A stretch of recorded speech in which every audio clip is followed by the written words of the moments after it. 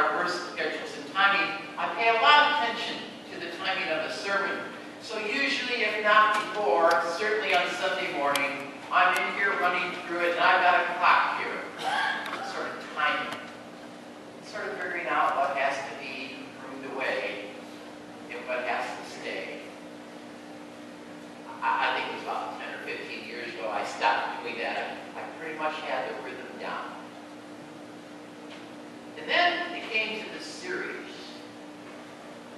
and I had to put the clock out, because I realized the first couple of times I ran through this, I didn't think you wanted to stay here till. I want to go back to the gospel text and look at all three of our texts. It's a little bit of help with that, in terms of looking at our ministry together and what God is saying about that. On the one hand, I think the gospel is pretty clear, and the message is that when we're apart from Christ, we just simply die. Sometimes, oftentimes, we find ourselves dying a lot faster than those leaves and that branch that I pulled off the tree.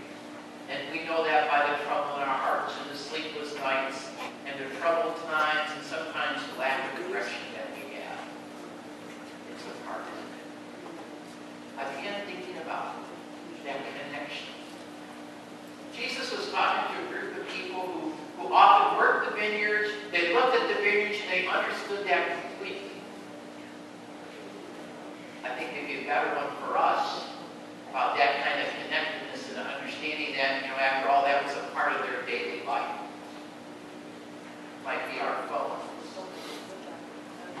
This happened pretty often, perhaps to you. This past week I was talking to somebody, and it was a critical conversation. It was sensitive, and I was listening, and all of a sudden I realized there's nothing there. And when I spoke, and I could hear myself speaking back to myself. And I was troubled because we were disconnected. How often does that happen that we get in trouble when we're disconnected? And how come phone calls get dropped? Never in the midst of something that's not very important, but always is dropped with something important. And if you're in a conversation when some critical point is about to be made, halfway through a sentence or halfway through this time, you've got to be there. What time's our meeting? It's at? It's trouble. And we sort of have to keep on our toes to keep that kind of thing going. I think the other part of that, especially pertinent today, we talked about separating from the vine. Jesus talked about being separated from our neighbor, and that's pretty clear in the text. And whenever we're separated from our neighbor, we're separated from our God.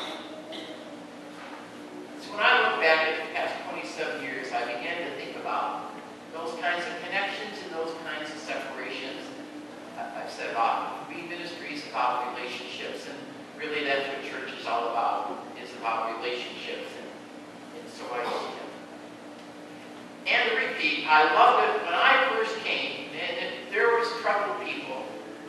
I remember sitting with a group, this is back in the late 80s, when I first came, and there was a group of about 70 and 80-year-olds used to meet downstairs. And I'd sit and talk to them and try and get a little insight to what was going on in the congregation among their friends. And one of the favorite sayings I remember is they would say, "Oh, don't worry about him, don't worry about her. They're just waiting for the milk train to run again." But some of us that didn't grow up here know that bike path, that walking path, that used to be a railroad. And really the founding roots of grace go back to when there was a milk train running. And the dairy farmers would go down there and meet, and the story goes on, raise the community fruit.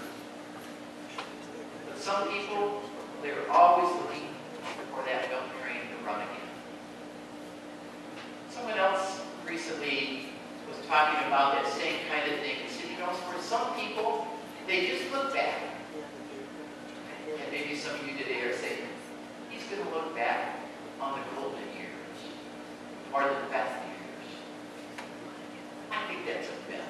Classical myths have an element of truth to them, but they can be deceptive. I thought about those golden years, and getting just time been around. And a little bit of the changes. The golden years, back when I remember when we came, and we worked hard to set up a phone chain so that people didn't have to wait until Sunday to find out who had died, who was born, or who was in the hospital.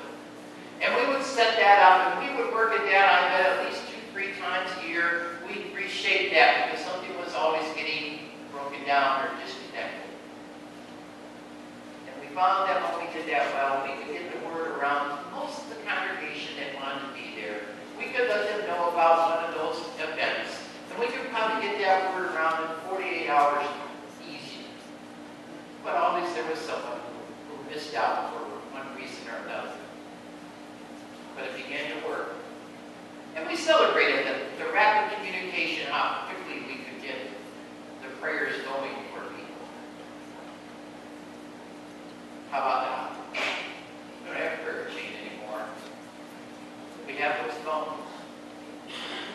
I've noticed in the past weeks, it's a little embarrassing because we usually set up that out of the church office or I'll contact important people, key ones to planning, an event that's going on, to let them know that someone's in the hospital, or to let them know the funeral's being planned. Nowadays, usually before I can get to the office, most of you know, and especially friends and family.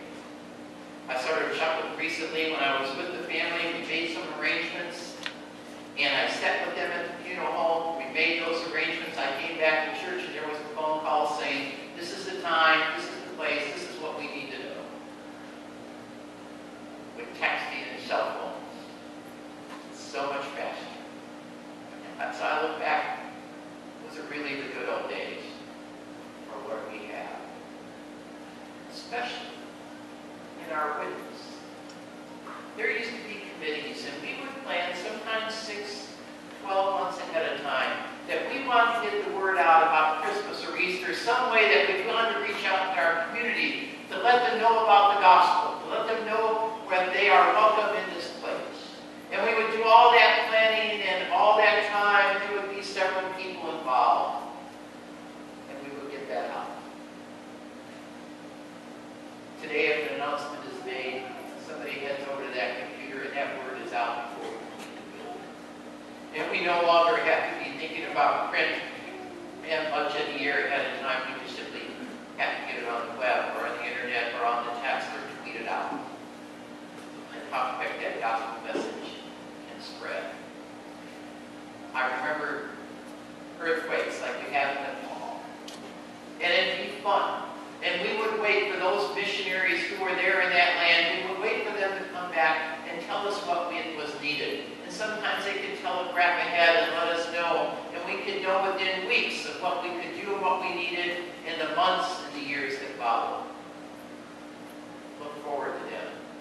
Usually within 6 to 9 months, getting back to the States and sharing us that first-person witness. Today we knew about Nepal minutes after it struck. It was on our TV screens. It was on our web. It was in our news. And I was just reading this past week. So the ELCA was there. And they were already had networks set up, and money and people and necessaries were on their way before I could even rise out of bed and read the news. What about those good old days when that took months and years to get there? And a couple other things that I want to share. Well, maybe one thing that I think is the greatest in that all. And that is the position of women. Not only to the ladies and women in the congregation, but to the men also. In the good old days, I went to a seminary and they were pretty progressive. And the seminary I attended, the first year I got in there was about 900 students. And out of that 900, there was 5 women. And they talked about how proud they were to have all these women in the seminary. They were allowed in.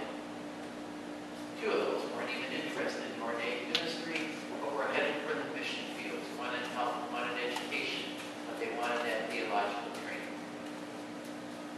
Today, I think the seminaries are well at the 50% or over part of women.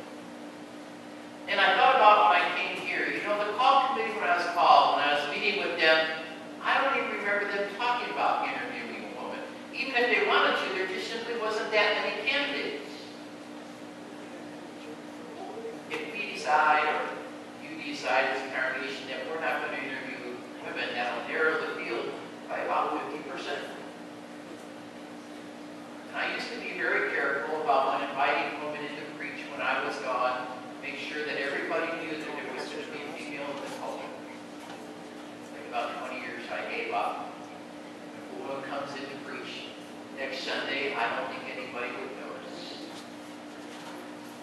about those good old days and think about where we were in our society we're at. We could go on with food, we could go on with health, we could go on with medical care, etc.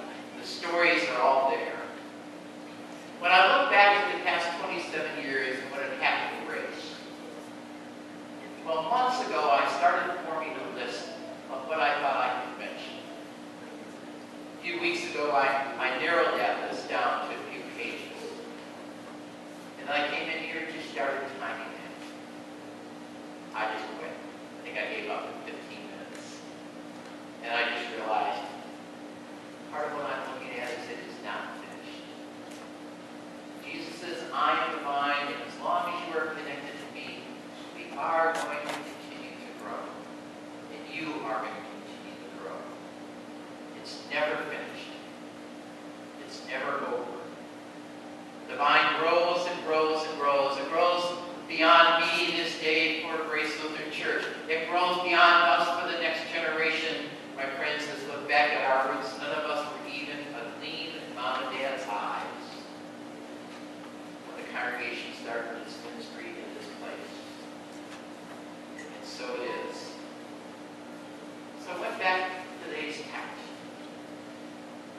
I love that song. From you comes my praise in the great assembly, the sun is bright.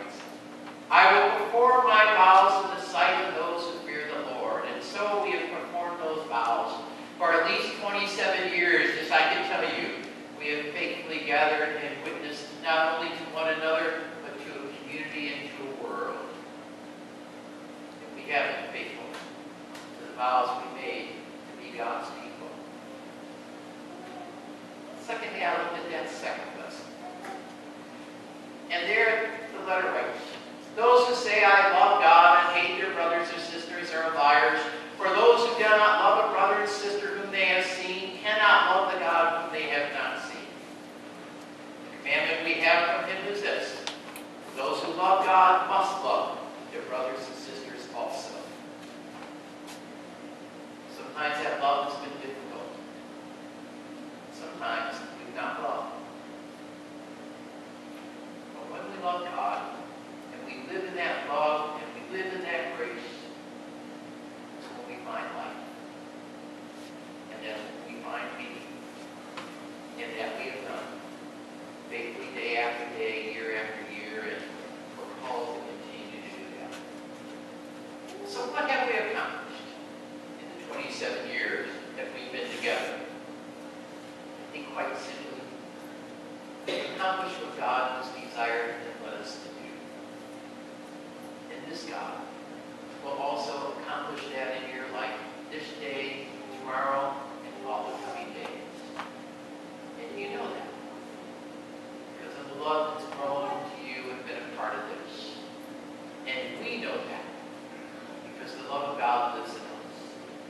It lived yesterday, it lives today, and it will live tomorrow. What have we accomplished? Well, we are here in this place, continuing to witness to God.